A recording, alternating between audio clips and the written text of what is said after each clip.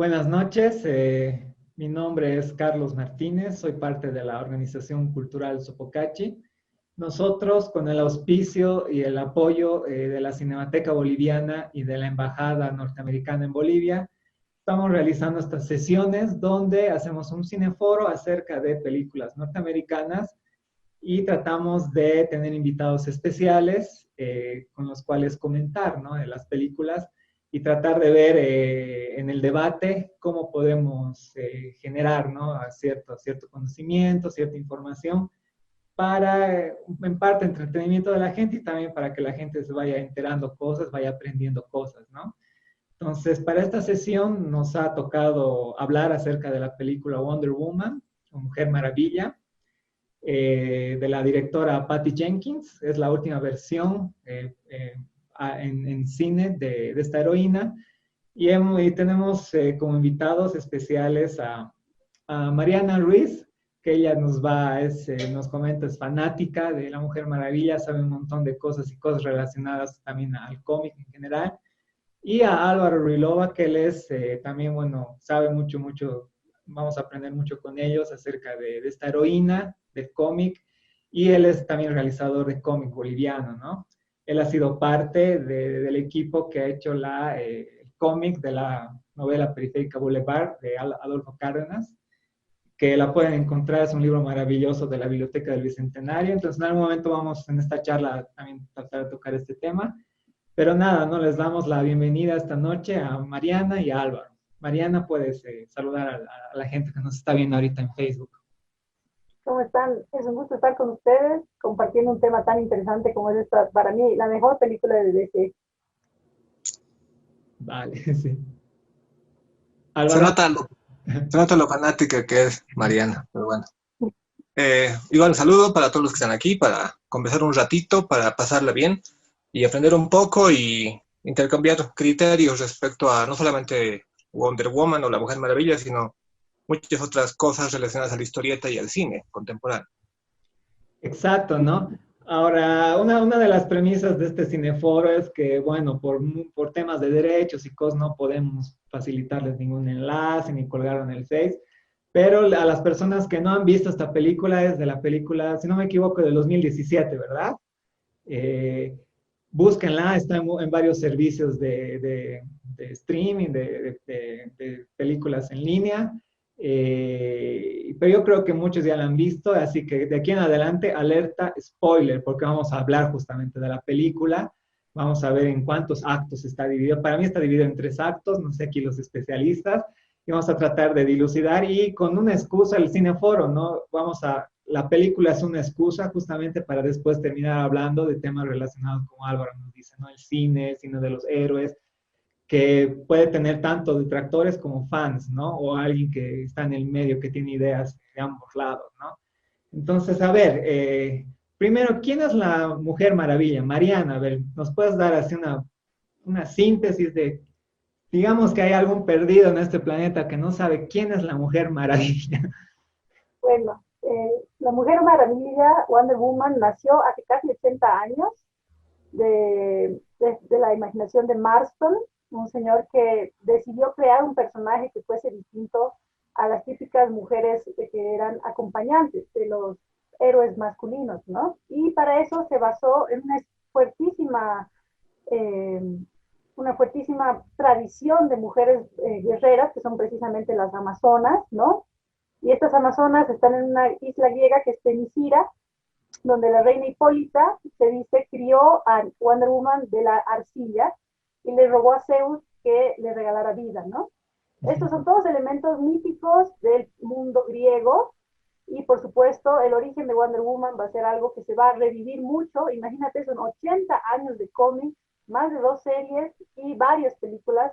Entonces, siempre se vuelve, como con Batman, al origen, al inicio, ¿no? Se puede decir, por ejemplo, que el dios de la guerra ha sido su padre, o que el dios de la guerra la va a entrenar para ser la mejor, la semidiosa, digamos, tiene todos los poderes de semidiosa, pero tiene también algunas cosas o elementos que son suyos propios, ¿no?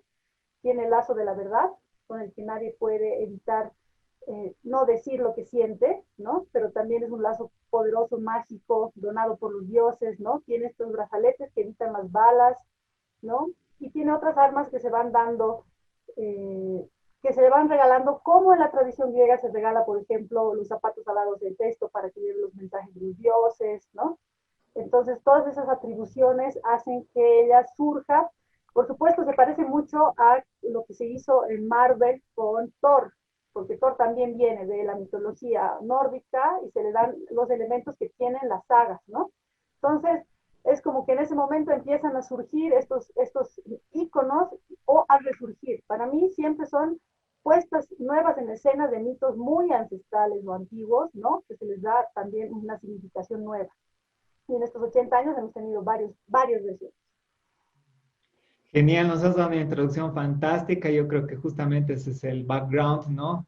En el cual se mueve tanto la película como las versiones en el cómic, ¿no? Porque los cómics, especialmente en DC Comics, se van reinventando, ¿no? Cada generación como que se va actualizando, pero mantiene, ¿no? Inclusive la película, personalmente es lo que me ha gustado, mantiene mucho justamente del origen de los primeros cómics, ¿no? El tipo mitológico.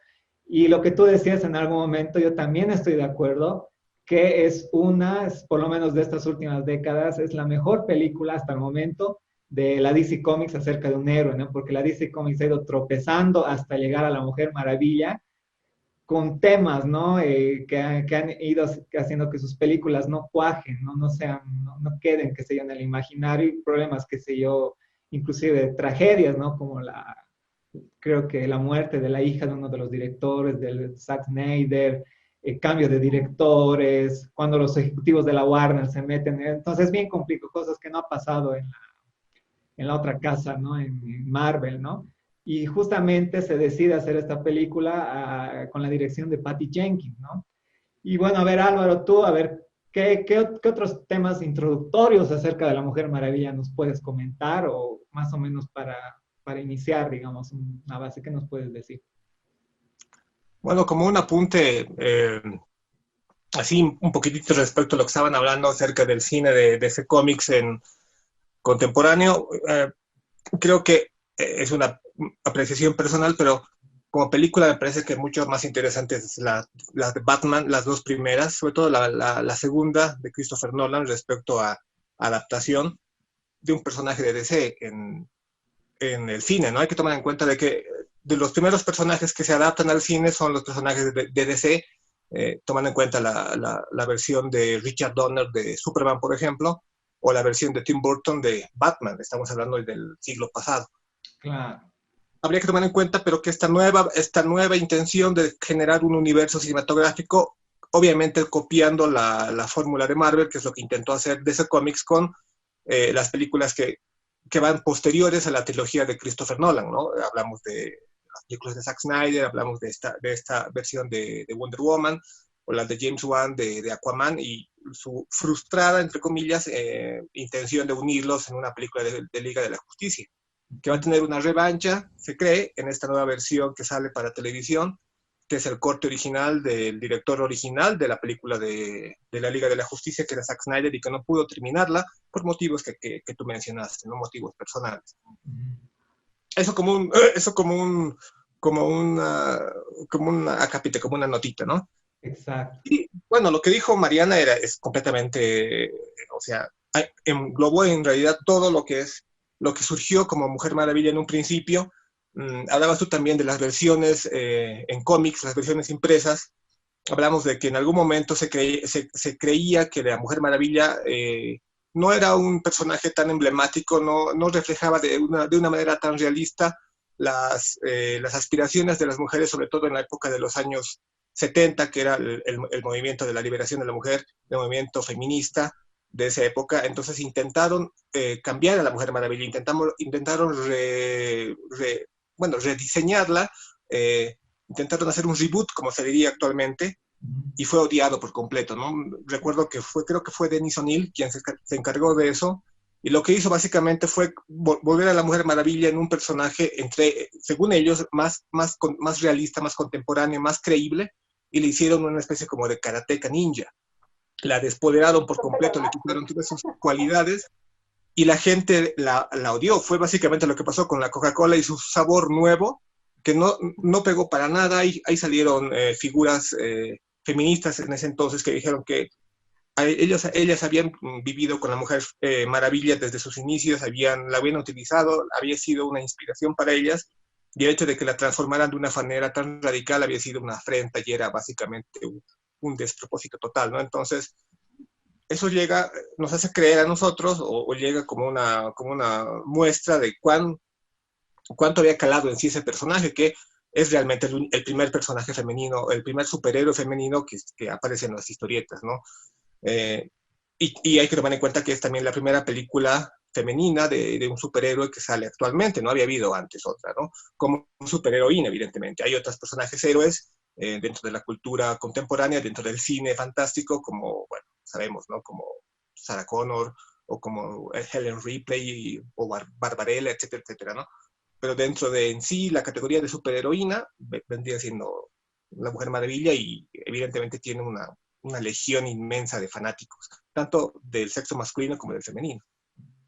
Exacto, ¿no? Una de las cosas interesantes que queda, si no me equivoco, de la época dorada de DC Comics es justamente esta trinidad, ¿no? O sea, es la trinidad de superhéroes que se imponen, ¿no? Un poco en el imaginario, inclusive cultural mundial, lo que podemos decir cultura pop, ¿no? Y en esta trinidad tenemos a Superman, a Batman y a la Mujer Maravilla, ¿no? Entonces, en ese momento ya en la cultura popular queda, ¿no? Es un elemento iconográfico, la Mujer Maravilla, tanto como Superman, Batman, y que se lo va a seguir reinventando en función igual a las situaciones coyunturales de los presentes, ¿no? Pero yo creo que esta Trinidad es parte ya de la cultura, está en nuestros genes culturales, ¿no? Y por esa misma razón, a ver, yo les pregunto acerca de esta película, la de Patty Jenkins. Han habido en su momento críticas, ¿no?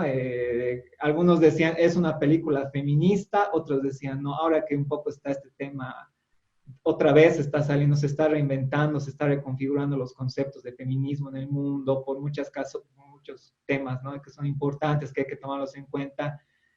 Pero ustedes creen que, y también se llega a exageraciones de lo que vendría a ser este término de lo políticamente correcto, esta película en ese año 2017 es válida hacer una crítica, que si es feminista, no es feminista, que si es políticamente, no sé, a ver, tú Mariana, ¿tienes algún concepto, alguna idea acerca de esa? Claro. Uh-huh. Para empezar, yo creo que cada vez más estamos viendo que la mujer es por fin un consumidor importante, ¿no? Eso significa que tiene sus necesidades, tiene cosas que quiere ver presentadas en la pantalla y ya no te compra ciertos estereotipos que lamentablemente tienen que ver con la percepción de los directores masculinos, ¿no? Por eso fue alucinante que la directora fuese mujer y pudiese transmitir un personaje que fuese fuerte y tierno a la vez, entre comillas, porque es algo que destaca mucho las mujeres, ¿no? Y el feminismo, en cierto sentido, se plantea, porque hay muchas versiones, pero digamos que a la que yo me adscribo, es el que plantea una igualdad entre los géneros, que también implica una igualdad en el consumo. Y eso te hace ver que en estas necesidades del mercado, un poco las necesidades del espectador varón no estaban tan tomadas en cuenta como las necesidades de la espectadora mujer. Y eso se nota en muchos detalles de los que podemos ir comentando, ¿no? Por ejemplo, las amazonas. Las amazonas fueron reclutadas de una manera maravillosa, fueron todas chicas que practican deportes extremos, ¿no? Ya fuera kickboxing, lucha libre, arquería, y que se entrenaron para hacer cierto tipo de muestras del uso de su cuerpo, ¿no? Que tal vez un director varón no las hubiera tomado en cuenta igual, hubiera hecho coreografía, ¿verdad? Y esas cosas sí hacen que Wonder Woman haya tenido tanto éxito. ¿Por qué? Porque representa a alguien que las mujeres ven como creíble, como fuerte, como un modelo a imitar, ¿no? Y por eso tal vez para mí, yo siempre digo que la película está, creo que es Batman y Superman. Solamente he visto los últimos 5 minutos cuando aparece Wonder Woman, porque todo lo demás me parece que no estaba bien hecho. O sea, lo único importante fue que apareció y además los dos están como, ¿está contigo? no está conmigo, ¿no? ¿Y quién Claro. salva a la película? La salva a él. Entonces, Y, saca del eje varonil y de ciertos conflictos que a veces ya son hasta reiterativos, ¿no? Y te muestra nuevos conflictos, nuevas formas de ver las cosas. exacto, ¿no? Y cuando aparece en Batman v Superman, Wonder Woman, inclusive el tema musical que la acompaña es fantástico, ¿no? Que le da carácter, es esa guitarra, esa combinación que hacen los dos directores de la banda sonora, ¿no? Esa guitarra que es fantástica y que se mantiene inclusive en la película ya en solitario. Y bueno, y en el cómic, Álvaro, no sé si también se tocan estos temas del feminismo en el cómic de la Mujer Maravilla, en los contemporáneos o en el tiempo, ¿cómo se ha ido tocando este tema? Porque Mariana nos comenta que en algún momento ha habido, digamos, una caricaturización, inclusive en la segunda intención de serie, de ahí por los años 70, 80, 70, no sé. Pero ahora, cómo están los cómics, no sé, de la Mujer Maravilla o relacionadas con las heroínas, tocan temas feministas, o sea, hay también escritoras, dibujantes, mujeres en estas empresas gigantes, ¿no? Que son la DC y la Marvel, no sé si nos puedes dar una luz por ahí. Pues evidentemente, a lo largo de las décadas que han pasado, no solamente la Mujer Maravilla, sino que sí todos los héroes y de distintas casas editoriales han sufrido un montón de cambios.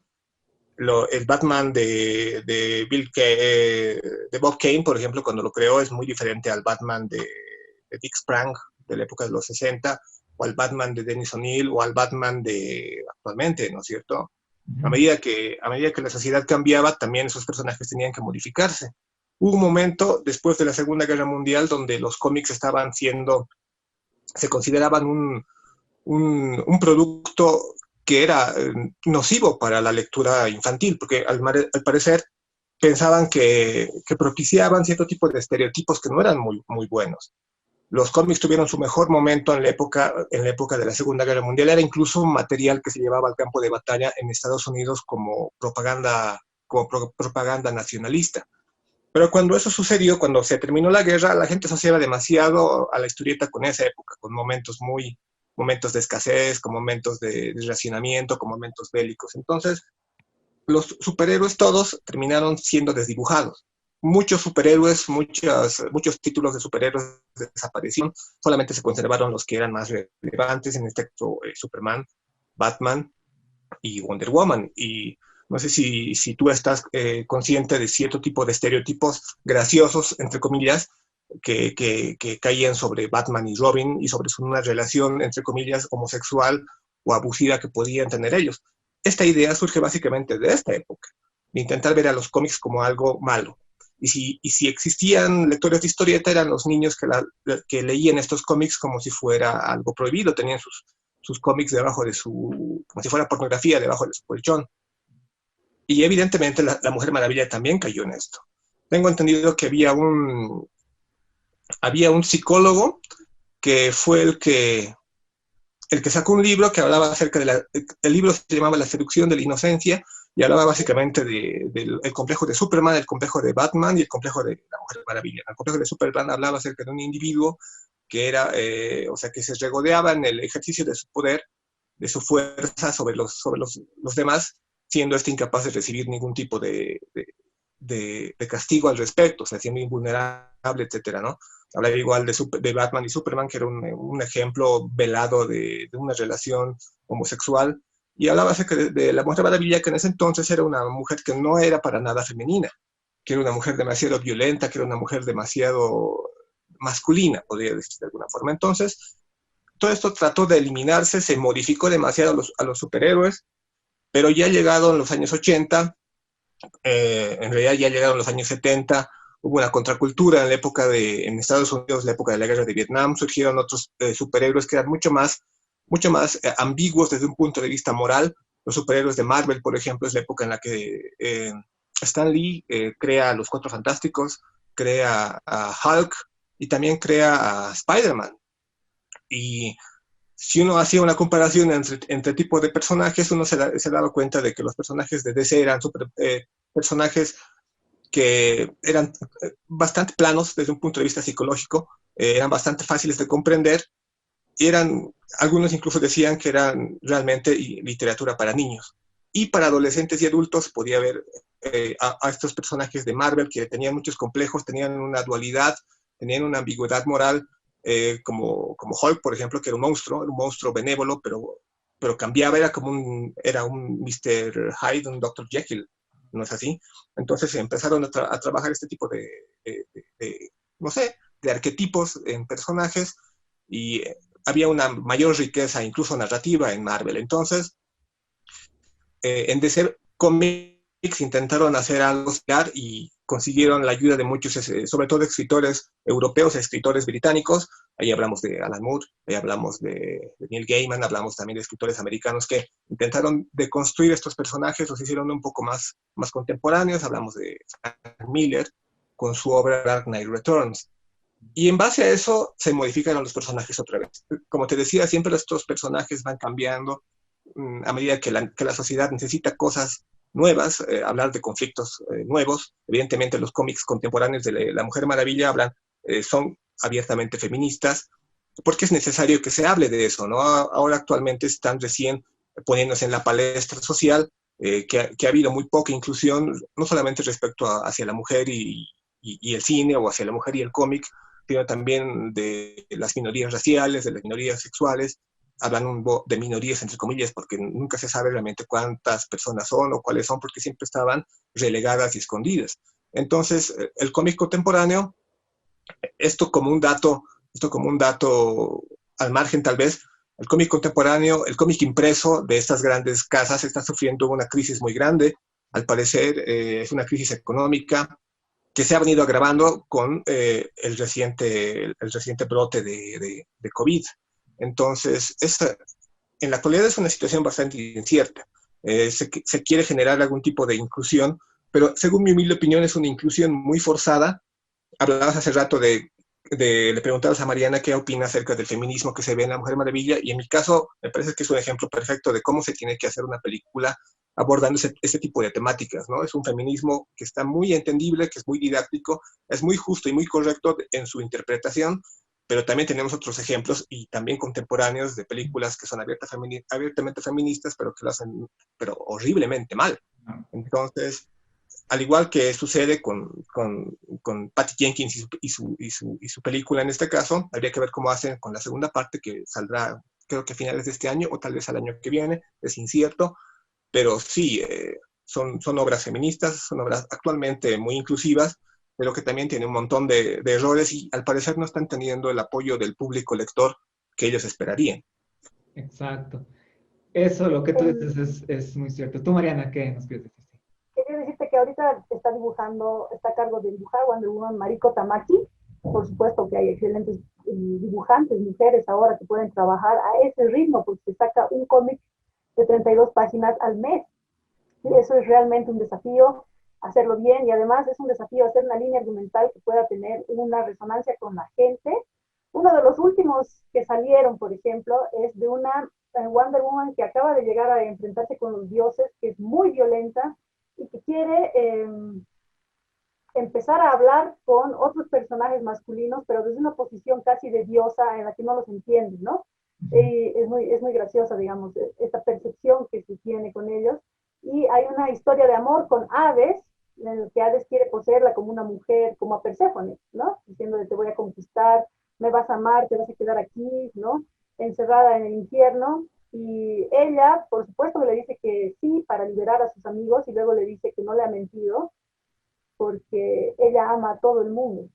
Y le dispara con 2 balas al corazón, las balas de Cupido, para que él sienta también el amor, porque hasta el momento le demuestra a Hades que ha estado manipulando y tratando de poseer y confinar a sus parejas y no abriéndose al sentimiento. Es una cosa muy interesante que no se puede resumir y que se tiene que comprender, porque los cómics tienen esa plasticidad maravillosa que no se puede llevar a la gran pantalla, en las que te rompen las imágenes y te llevan a estados de conciencia inclusive, ¿no? Los grandes historietistas que combinan con buenos textos te llevan a lugares que recién se están pudiendo filmar, como ciencia ficción, ¿no? Como viajes poderosos de la mente, ¿no? Entonces siempre un cómic va a ser una página en blanco que te va a permitir idealizar algo, y por eso también Marston empezó con una Mujer Maravilla súper fuerte, y no les gustaba a los escritores, tanto que incluso una época la castigaban y decían, no, Wonder Woman cuando la agarran a ella con el lazo dorado es impotente frente a los hombres y tiene que hacer lo que ellos le pidan, ¿no? Así una especie de cosa masoquista en la que ella está atada y sumisa frente al hombre, porque ni los escritores de los cómics podían digerir ese poder que ella tenía, ¿no? Y eso es algo que se va evolucionando con el tiempo y ahora ha cambiado muchísimo, ¿no? Ahora han nombrado a Wonder Woman embajadora de buena voluntad en la ONU en el 2016, por ejemplo, para el empoderamiento de las niñas y mujeres del mundo. Entonces, ha llegado el momento de Wonder Woman para mí. Y tal vez la película ha ayudado muchísimo a que ese momento se proyecte a lugares más allá del cómic, ¿no? A todos los consumidores del mundo. Sí, tú hablabas de algo que es igual bien importante, el origen de la Mujer Maravilla es bien poderoso, ¿no? Estamos hablando de los años 40, ¿no? El 41 creo que sale el primer cómic de la Mujer Maravilla. Y bueno, para la gente que nos está viendo, la Mujer Maravilla ha sido creado por un psicólogo, un inventor a la vez, el inventor del polígrafo, de este aparato que sirve supuestamente para saber si alguien está mintiendo, algo así como Homero Simpson le preguntan si entendió, y dijo que sí, reventó el aparato. Este personaje es William Morton Marston, el creador de la Mujer Maravilla, que comenzó siendo un asesor, porque él tenía ideas de que tenía que existir una mujer heroína para que sea un ejemplo para las niñas, ¿no? Entonces, él daba sus opiniones y creo que deciden contratarlo en lo que en el futuro ya iba a ser la de ese cómic, ¿no?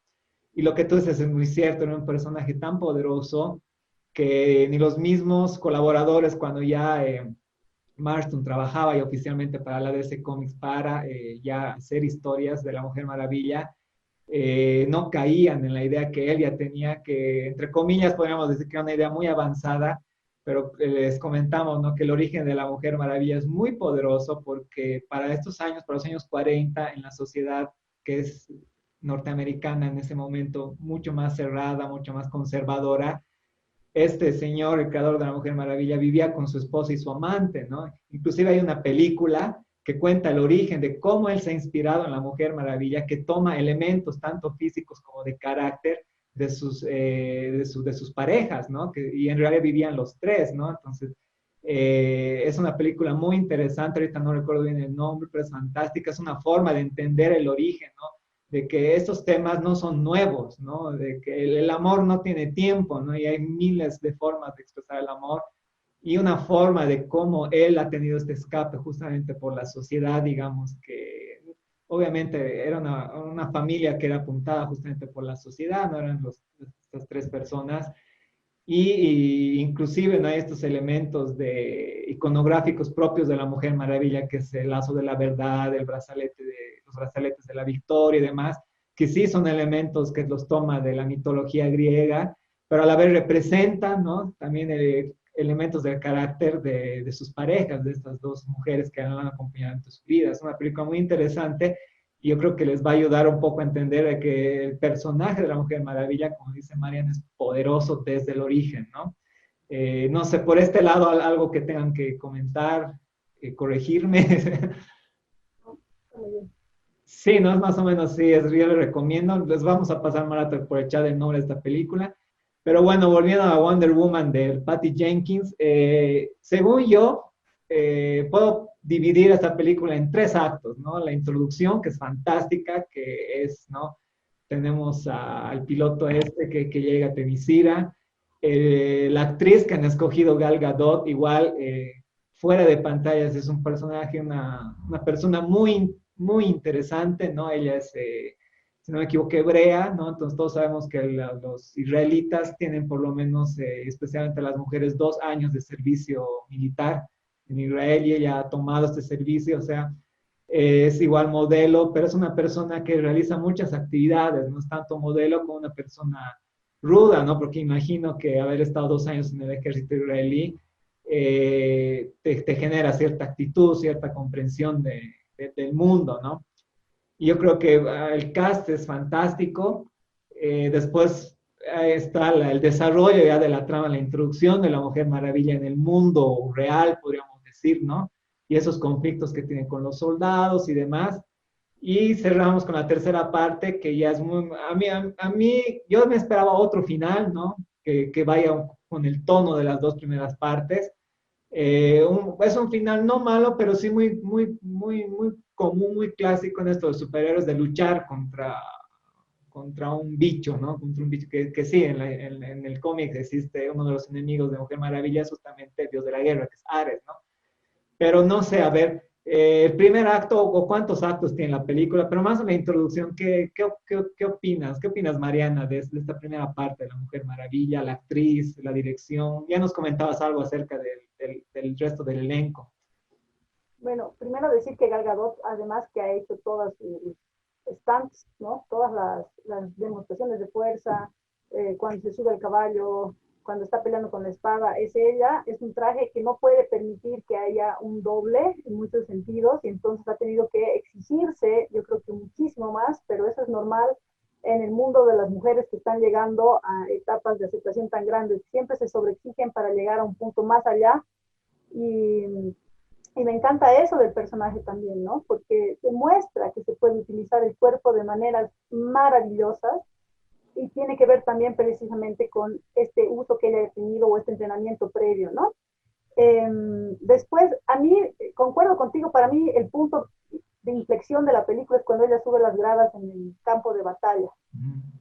¿No? Porque eso te demuestra quién es ella y es un momento que a mí me conmueve mucho, la he visto varias veces y lloro cada vez cuando ella sube y dice estoy aquí, yo voy a poder, porque solo ella puede, ¿no? Es esa fuerza que no tienen, es una fuerza que además no va a dejar jamás a alguien llorando solicitando ayuda para ir a hacer otra cosa, ¿no? Y son ejemplos muy poderosos que me parecen muy conmovedores y concuerdo contigo con que al final el enfrentarse a un Dios y tratar de darse cuenta de cuánto es tu verdadero poder es un balance que en esta película se resuelve mejor que en la siguiente, que es Liga de la Justicia. Para mí, el malo de Liga de la Justicia es de paja, ¿no?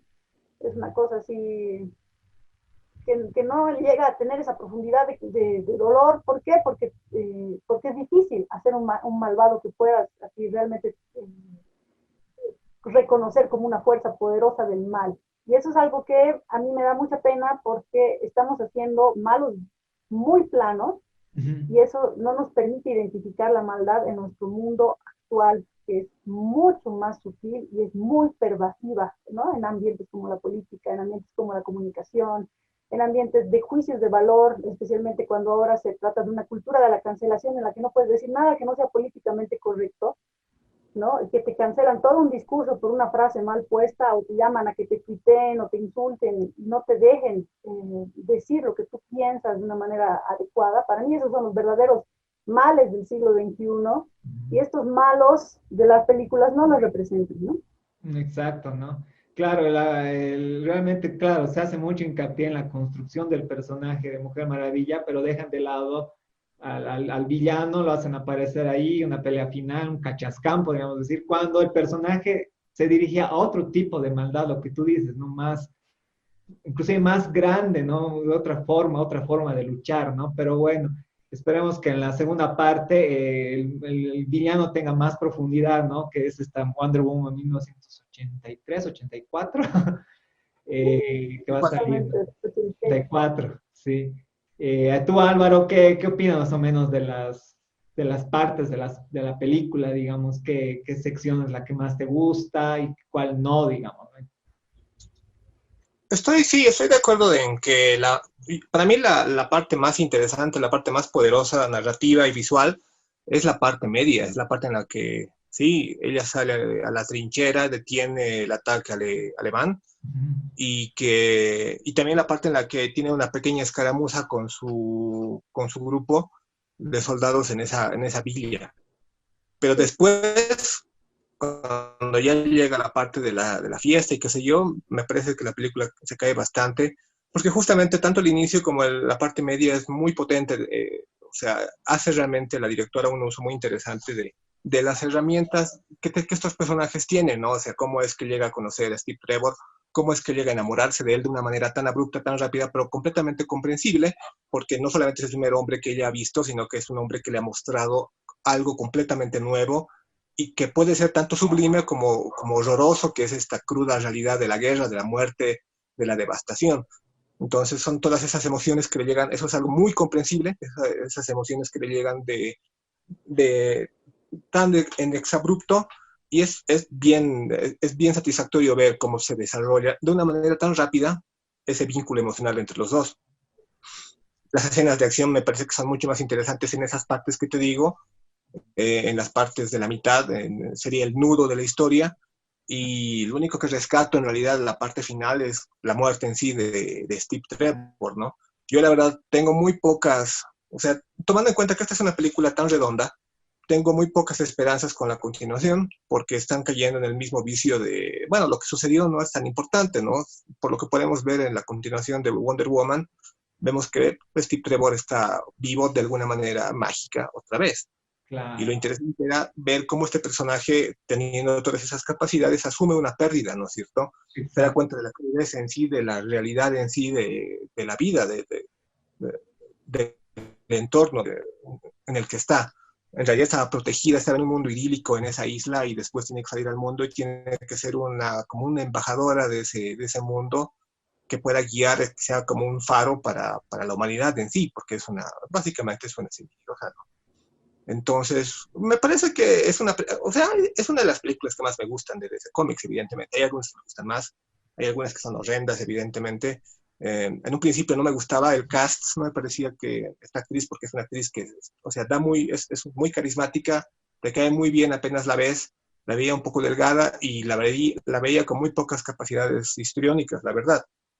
Creo que tampoco destaca mucho en eso, o sea, en algunas partes no se le bien eh, su actoral. Yo tenía en mente algunas otras actrices para interpretar a Wonder Woman, pero cuando la vemos en Batman vs. Superman, que es la primera vez en la que aparece, sí, te la crees, ¿no? Te crees que es una guerrera, te crees que es una amazona, te crees que es capaz de hacer lo que hace. Yo no la había visto antes, pero hay personas que la vieron en la saga de Rápido y Furioso y, bueno, es un personaje completamente distinto. En ese Exacto. sentido, la película es una película redonda, ¿no? Es una película muy atractiva, es una película tan buena que cualquier otra continuación me parece que tiene un enorme peso por encima, ¿no? Para igualar o mucho más superar, creo.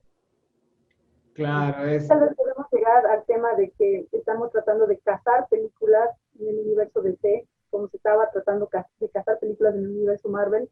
Y esta es una pelea que se hace DC versus Marvel desde los principios de los tiempos, ¿no? O sea, pues, hablamos de los Capuleto y los Montesco en Romeo y Julieta, y aquí tenemos que hablar de Marvel y DC, porque son representaciones muy diferentes de lo que deben ser los héroes, con éxitos distintos. Spider-Man, por supuesto, es, ¿no? El ejemplo, pero aún así, DC se defiende y se mantiene en la lucha, pero trata demasiado de imitar a Marvel, a mi vez, ¿no? Esa es una crítica que yo le hago, y trata de imitar a Marvel en esta secuencia de películas, en esta forma de marketing en el que tienen que encajar los personajes y llevarse a una conclusión, pero hay un momento en DC, en los cómics, que bajan a un tono lúgubre que es muy aburrido de ver en pantalla, a mí, en mi opinión. Espero que Álvaro esté de acuerdo conmigo. Para mí, Wonder Woman fue un sorbo de agua fresca en claro. ese universo tan oscuro, ¿no?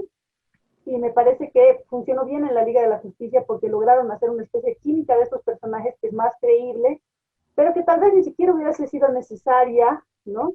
Pero bueno, existe. ¿Por qué? Porque la Liga de la Justicia tenía que hacerle frente a los Avengers desde hace 100 años casi, digamos, ¿no?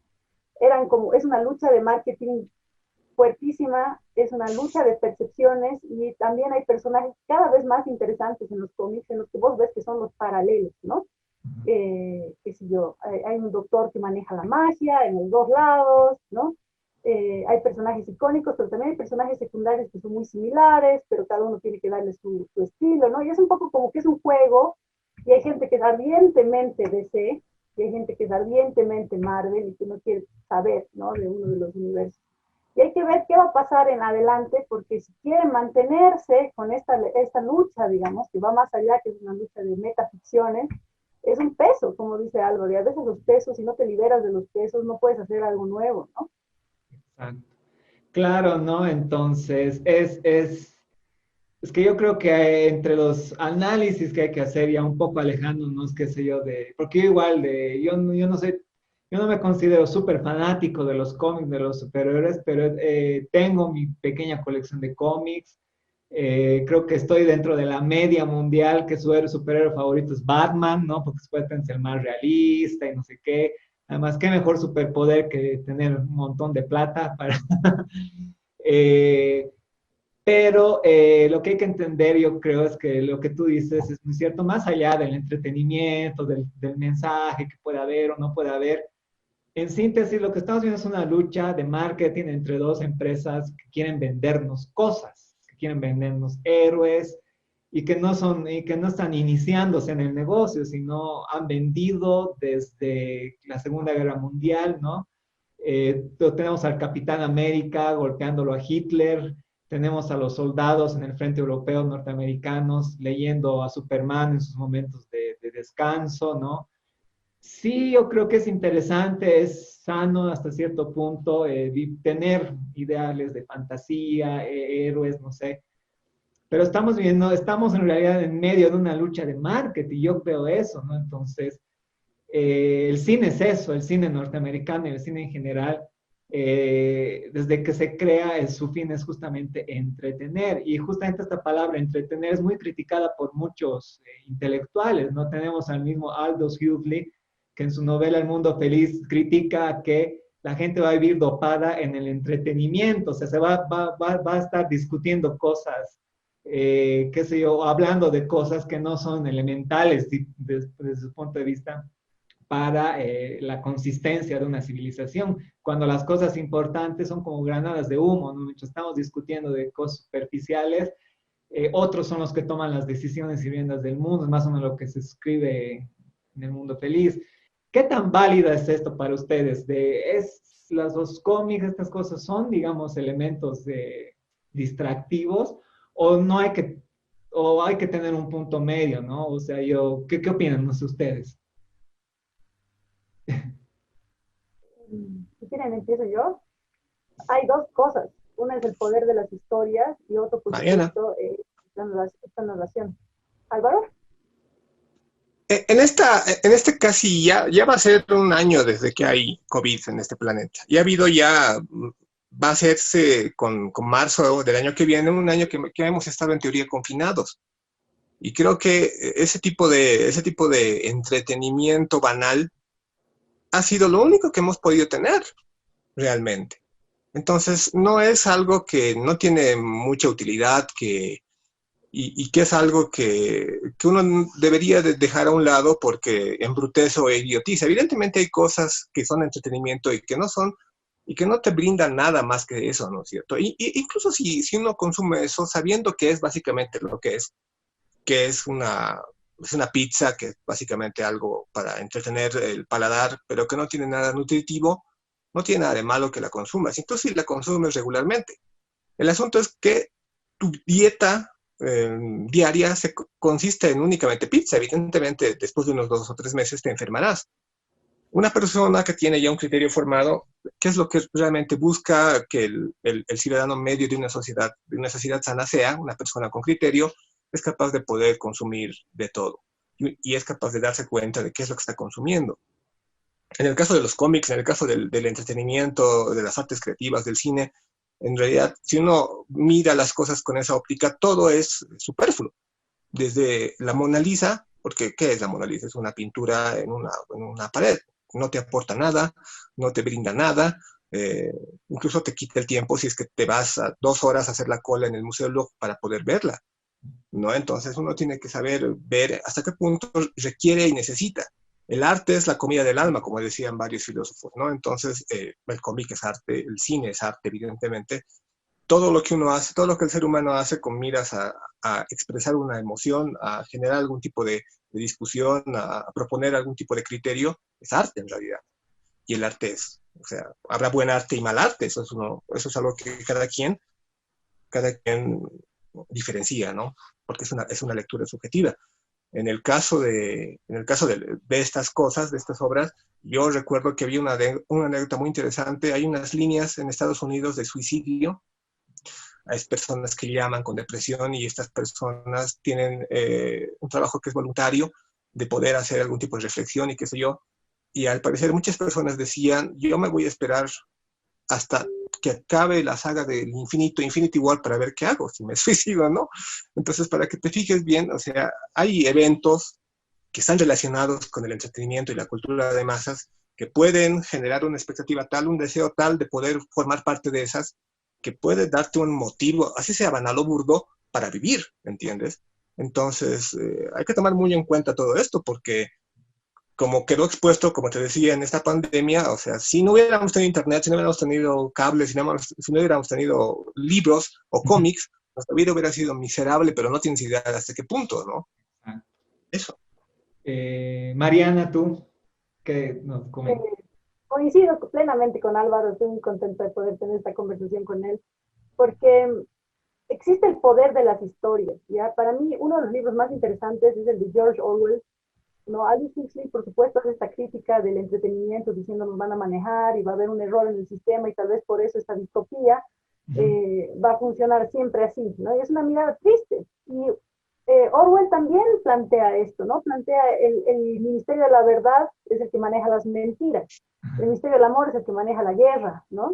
La policía del Y se van pensamiento. cuestionando, cambiando las verdades, haciendo, obviamente la justicia se encarga de encerrar a todo el mundo, y en algún momento se va el detrimento de esta sociedad tan controlada, es que ya no tienen la capacidad de crear y su lenguaje se vuelve cada vez más primitivo. Y ahí está la semilla de la destrucción de una sociedad así. Porque es a través del arte, la cultura, la música, la expresión, las culturas, porque en Bolivia siempre hablamos de culturas y efectivamente quien no baila no entiende, el sonido de la paz, por ejemplo, siempre es el de algunas danzantes en algún lugar. Sin esta manifestación de lo que somos, tal vez no tengamos razones para producir, crecer, criar hijos, ¿no? Son estas grandes narrativas las que marcan las sociedades. Yo creo que es así. Por eso es importante la literatura, por eso son vitales los cómics, porque llegan a más gente, por eso son tan importantes las películas y por eso es tan importante Netflix, que de pronto está canibalizando todas estas literaturas y comprando los derechos más rápido de lo que pueden producir los escritores, ¿no? Ahora un libro se adapta a película en un año. Eso era impensable. ¿Y eso es por qué? Porque los seres humanos no somos seres sapiens, somos seres narrans. La narrativa forma nuestra vida, define quiénes somos, define qué queremos ser. Y por eso los héroes son importantes, porque nosotros queremos aspirar. Y sin aspiración, por eso los santos, las vidas de santos se compraban tanto antes, porque antes lo único a lo que podías aspirar como mujer era, por ejemplo, ser santa, ser monja, ser loca, ser esposa, ¿no? O ser prostituta, no había más. Y ahora, de pronto, podemos ser astronautas, podemos ser superhéroes, podemos ser doctoras, podemos explorar el mundo. Y eso, Simón de Beauvoir decía, lo vamos a lograr hacer primero a través de los sueños de los hombres. Primero vamos a tener que querer ser lo que ellos son, ¿no? Vamos a tener que querer ser exploradores, directores, qué sé yo. Y luego vamos a querer ser Beyoncé, porque Beyoncé va a poder existir, ¿no?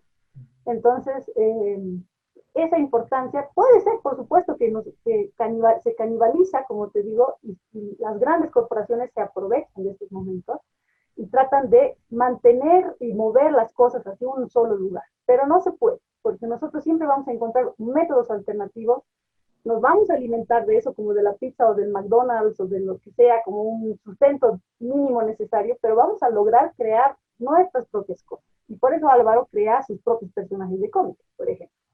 Exacto, yo también estoy muy de acuerdo con ambos. Es más, justamente cuando estaban ya por salir las dos últimas películas que iban a cerrar esta primera etapa del universo cinematográfico de Marvel, a alguien se le ocurrió preguntarle a Martin Scorsese qué opinaba del cine de héroes. Él decía, eso no es cine, ¿no? Y hubo una polémica y todo, ¿no?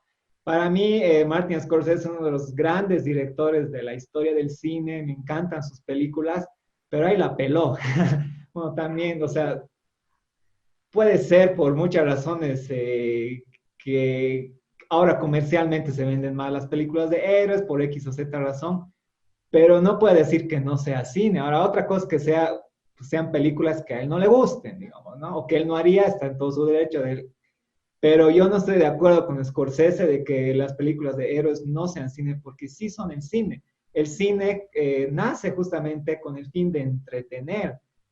Antes del cine eran el teatro de variedades. En Nueva York, tenemos en Londres, el mismo Charles Chaplin, los primeros actores y directores de cine con el cinematógrafo eran actores y directores de teatro de variedades, ¿no? El mismo Chaplin, Buster Keaton.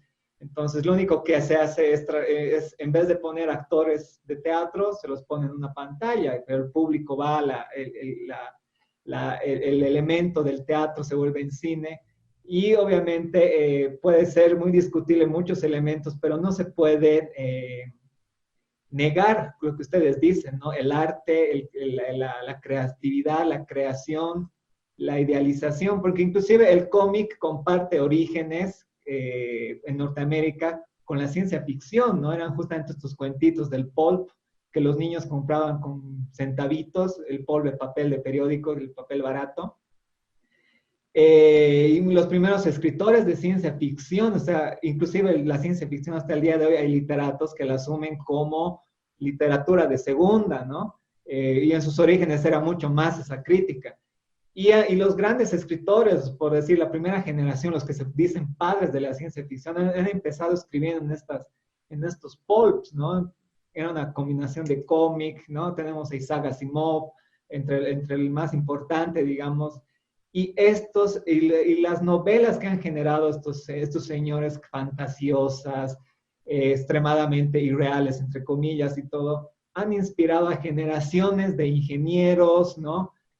Muchos técnicos de las primeras generaciones de la NASA dicen, sí, o sea, qué sueño más alocado el de viajar en cohetes a otro planeta. Esas ideas las han sacado justamente de los cómics, de los cuentitos que supuestamente eran para niños, ¿no? Entonces, yo también estoy muy de acuerdo, ¿no? El cine puede ser una simbiosis de arte, de comercio, pero ¿no? Y aún así lo disfrutamos y nos ayuda a entender el mundo. Miren, las reflexiones que ustedes nos han dado son tan lindas e interesantes y nacen de una película, ¿no? Que aparentemente es fantasiosa y demás, ¿no? Pero no, es la realidad, ¿no? Y es parte del ser humano tener mitologías, ¿no? Antes eran los dioses griegos, ahora son los superhéroes del cómic. Y demás, ¿no? Entonces, yo igual digo que hay críticas que no se puede hacer críticas muy simplonas, como para decir, no, eso no es y eso sí es. Hay más allá, y en el más allá es donde se encuentran justamente estos matices que nos enriquecen. Eso es lo que yo también rescato, digamos, ¿no? Entonces, esa crítica que se hacía se podía justificar, entre comillas, en los años 80, donde había una guerra, ¿no? Y dos ideologías, y buscaban cualquier excusa para atacarse, ¿no? Entonces ahí la parte intelectual, digamos, no se han escrito de que a la propaganda y demás cosas, pero no, eso es mucho, va más allá, y lo que tú dices, Mariana, es muy cierto, ¿no? Los seres humanos siempre vamos a encontrar la forma de ser libres de algún modo, o de demostrar esas ganas, ¿no? De crear. Bueno, pues entonces, no sé, para cerrar, algo más que nos quieran compartir ya este programa. Se nos ha pasado rápido el tiempo. Yo creo que vamos a seguir hablando de otras películas, nos vamos a seguir invitando porque han salido temas muy interesantes. No sé, Álvaro, ¿tú cómo cerrarías este cineforo a manera también de despedirse de la audiencia que nos ha estado siguiendo? Bueno, haría un pequeño comentario respecto a lo que dijiste sobre Scorsese. Ajá. La última película de Scorsese me pareció fabulosa, o sea, la he amado de principio a fin. Y eso que como una persona ya, como un ancianito, ya tuve que verla en 3 partes porque no me pude sacar tiempo para verla de corrido como tenía que verse. El irlandés, estoy hablando del irlandés. Sí, The Irish, ¿no? Y creo que Scorsese hablaba más del aspecto negativo en sí que tienen este tipo de producciones blockbuster. No hablaba como tal de un resultado, y tampoco creo que hablaba de películas, de las mejores películas que tiene, porque no hay que olvidar que esto es un género que ha surgido, y como muchos otros géneros, como el género de western, como el género de música, qué sé yo, que siempre están de moda, pasan la estafeta a otro tipo de géneros, en Hollywood sobre todo, que habla acerca de la elaboración en sí del cine. Yo me acuerdo, por ejemplo, que Liam Neeson después de hacer el episodio 1 de Star Wars, estaba considerando dejar de actuar, porque el tipo dijo, fue una experiencia tan horrible lo que me hizo pasar George Lucas al hablar en fondos verdes con cosas que no estaban ahí, al hacerme repetir un montón de escenas, qué sé yo, que básicamente a ojos de Scorsese eso, en realidad, a la hora de producir, a la hora de elaborar, de filmar, eso no es cine, evidentemente. El cine es interacción, el cine es actuación de dos individuos, es hacer una repetición más para ver hasta qué punto puedes obligar al actor a sacar lo que tiene que sacar en base a un guión, ¿no es verdad? Entonces, hay muchos otros actores también que hay que tomar en cuenta siempre esto, que han tenido muy malas experiencias como actores en películas, sobre todo de Marvel, porque eso es la casa que más películas ha hecho. Y en realidad también eso está muy ligado a lo políticamente correcto, o sea, ya el realizador y el guionista y el director están tan maniatados de hacer lo que quieren hacer para, para que los directores, o mejor dicho, para que los directivos de los estudios no les pongan las trabas que les ponen. ¿Por qué vamos a tener de aquí a unos meses el corte de Zack Snyder? Porque a Zack Snyder en su momento no le han permitido hacer lo que él quería hacer. Y hay muchos otros casos de versiones completas que quieren ser sacadas y que no han podido salir y no han podido ser vistas en el cine porque las han tijereteado en el momento de la edición. Y esas son decisiones que no son decisiones artísticas ni narrativas, son decisiones empresariales, ¿no? No podemos decir esto porque puede ofender cierto tipo de personas que eventualmente no van a comprar los muñecos de nuestra película porque no les ha gustado que se diga eso, ¿no es cierto? Entonces, cada vez el cine, mientras más costosa es una película, menos libertad tiene el director, ni el escritor, ni nadie para poder decir lo que querían decir. ¿Por qué la película Joker que ha salido el año pasado es una belleza de película? Porque ha sido una película pequeña, al director le han dado total libertad de decir lo que quería decir, de tener un discurso y de ser fiel al final, y han descubierto que sí, que esa es la forma. Que volver al cine de los años 80 es bueno, de tener un presupuesto de 100 millones o de menos, y de tener una libertad completa y de poder contar algo. Entonces, Scorsese se refería a estas megaproducciones que tienen un discurso único que en realidad es lo que tú decías al principio de esta charla, que es vender entradas, vender productos, vender y vender. No les interesa mucho el arte, es más un producto que una obra de arte. Yo creo que las obras realmente, en el género de superhéroes, las obras que están muy bien hechas son aquellas que tienen el equilibrio perfecto entre una obra de arte y un producto. Por eso yo hablaba de Christopher Nolan, que es en teoría uno de los directores contemporáneos que más se acerca a ese tipo de ideal. Te cuenta cosas, no te trata como un idiota, sí. Y a pesar de que te trata como un idiota, salió mucha gente, me topé con muchos amigos luego de la función de Interstellar y me preguntaban qué cuernos pasó, cuando la cosa está tan didácticamente explicada estaba. Claro que requieres un mínimo de comprensión respecto a algún tipo de tópicos, ¿no? De espacio-tiempo, de multidimensiones, de agujeros negros, etcétera. Pero a eso estamos, o sea, estamos ante un cine que, que te trata a ti como espectador como alguien que tiene muy poco bagaje mental para entender.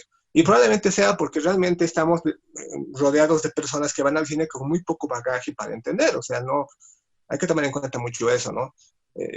Scorsese se refería a que el cine de superhéroes está orientado a ese tipo de personas. No les pone un desafío mental para poder entender, para poder proponer cosas y que él pueda llegar a una conclusión. La conclusión tiene que ya estar masticada y brindártela y no tienes que quejarte, ¿no? Porque te han ido encima, ¿no es verdad? Hay películas de superhéroes así, hay muchas películas de superhéroes así, pero hay otras que son verdaderas joyas y creo que son esas en las que uno tiene que fijarse, porque como en cualquier género hay buenas y malas, ¿no? Hay películas de western muy buenas, hay verdaderos bodrios, ¿no? Solamente eso. Totalmente, sí, genial. Entonces, claro, esos eran otros aspectos de los que hablaba igual Scorsese, eso es verdad. Bueno, y Mariana, tú, a ver, ¿cómo cerraríamos? Es que para mí hablar de Wonder Woman siempre es un placer porque por fin llegó y eso mi marido que sabe que amo Wonder Woman y me regala muñecas y siempre está pendiente de las novedades y demás, me dijo, cuando fuimos al cine tenía tanta expectativa y salí completamente satisfecha, ¿no? Fue como poder desde Linda Carter, cuando estaba en una serie y yo era muy pequeña, que no había podido encontrar a esta mujer que pueda representar este ideal de una manera tan positiva y tan satisfactoria, ¿no?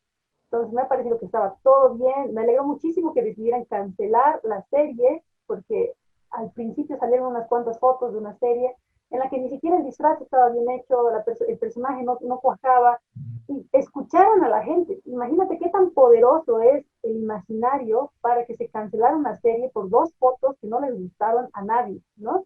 Dijeron, no, estaba con pantalón, tenía unas botas rojas horribles, no era nada que ver con lo que nosotros queríamos ver, ¿no? Y entonces realmente se pusieron así y les dijeron, bueno, ¿qué quieren ver? Y nos trajeron este producto y entonces es un buen reflejo de lo que sucede cuando se escucha al público, cuando se toma en cuenta una buena visión de directores, ¿no? Cuando se hace un casting excelente y cuando se lanza un producto de calidad a pesar de que sea una película millonaria superproducida, ¿no? Hay estos felices accidentes. Genial, sí, esos puntos igual son la ilusión, ¿no? Entonces, qué bueno, sí, la mayoría de los fans de La Mujer Maravilla han quedado contentos con esta primera nueva versión para el cine. Creo que es la primera versión para cine, ¿no? Antes eran solo series para televisión, ¿no? O series animadas, películas animadas, ¿no? Exacto, claro. Y igual, dato aparte, el universo de DC Comics, pero para películas animadas, es igual potente, ¿no? Son historias que están bien relacionadas con los cómics, son hasta más interesantes que creo con el resto de películas con actores, ¿no? Pero bueno, están ahí. Bueno, yo creo que ya cerramos por esta sesión, ha sido una charla muy linda, los invitados realmente de lujo. Y nada, no, gracias a ustedes por seguirnos aquí en el Facebook. Espérenos dentro de 15 días, vamos a comentar otra película. Este espacio está auspiciado justamente por la Cinemateca Boliviana y por la Embajada Norteamericana en Bolivia, ¿no? Entonces, cualquier consulta, cualquier pregunta, cualquier opinión, escríbanos ahí en la cajita de comentarios y estamos atentos, ¿no? Ustedes, de nuevo, gracias Mariana, gracias Álvaro por acompañarnos y esperemos que esta no sea la primera vez, sino que, bueno, que sea la primera vez de varias, ¿no? De hablar de cosas interesantes y a manera de transmitir estas pasiones que tenemos a la gente y compartir, ¿no?